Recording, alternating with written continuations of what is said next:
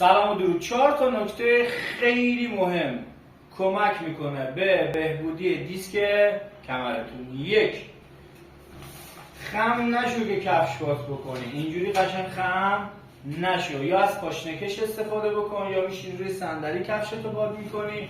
چیکار میکنی؟ پاتو میذاری به دیوار، کفشتو پاک میکنی بدون اینکه اذیت کنی خودتو.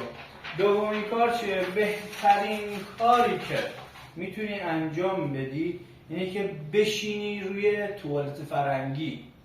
لطفاً از توالت فرنگی حتما استفاده بکنید، نرید بشینید، کمرتون درد میگیره.